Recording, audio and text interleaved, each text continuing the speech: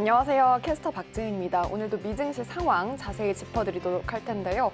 간밤 미증시는 이거래일 연속 반등세를 이어갔습니다.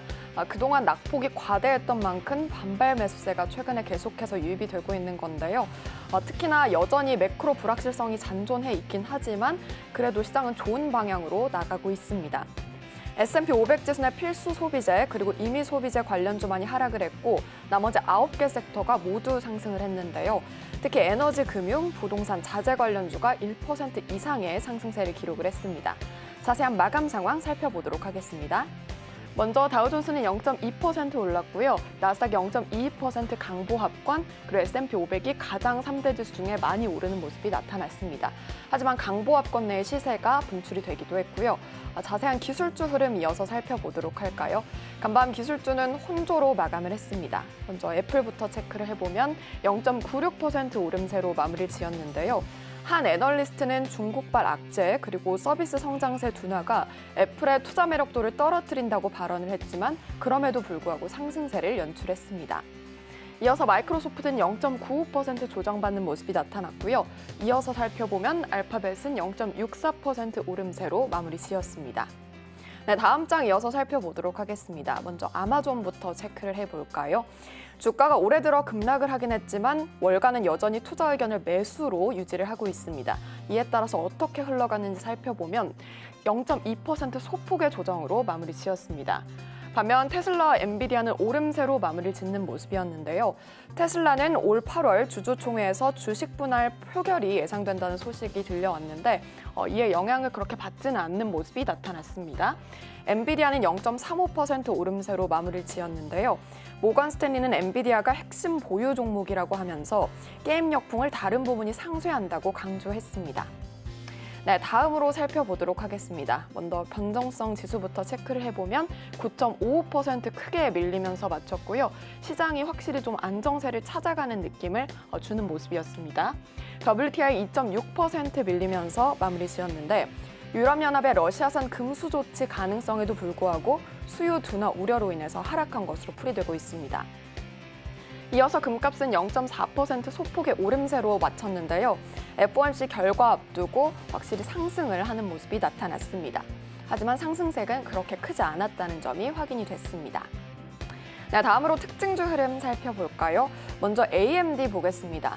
장 마감 후에 실적 발표가 예정돼 있었기 때문에 이 기대감으로 활발하게 움직인 종목인데요. 오늘 가장 많이 거래가 되기도 한 종목이죠. AMD 1.44%로 마쳤는데 매출과 EPS 모두 컨센서스를 상회하는 기록을 장 마감 후에 발표를 했다는 점 함께 참고해 보시면 좋을 것 같습니다. 네, 이어서 살펴보도록 하겠습니다. WDC, 웨스턴 디지털 코퍼레이션 살펴볼 텐데요. 엘리엇 인베스트먼트 매니지먼트 LP가 동사의 지분 6%를 공개하고 동사를 분리해서 사업을 추진한다는 소식을 밝혔습니다. 간밤에 시장에서 가장 많이 오른 종목인데요. 살펴보면 14.47% 급등으로 마무리 지었습니다. 반면 로크웰도 살펴보면 두 자릿대 급락이 나왔죠. 영업이익이 91.9%나 감소를 하면서 어닝 쇼크를 기록을 했습니다. 간밤에 가장 많이 떨어진 종목으로 확인되고 있습니다.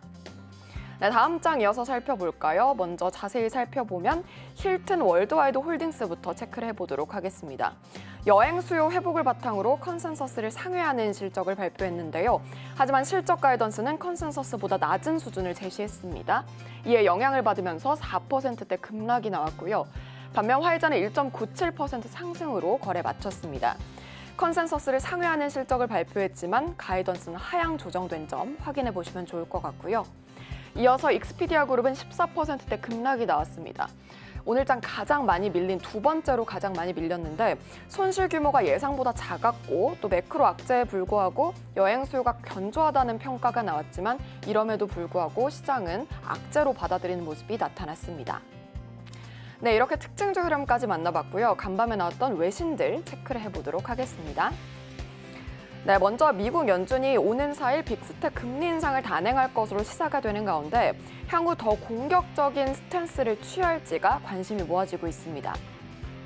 The Fed is expected to raise rates by a half point. Investors wonder if it will get more aggressive.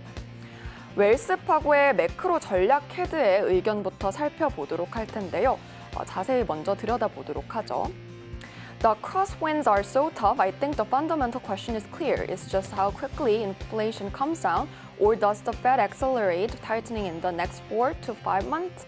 라고 질문을 던지기도 했는데요.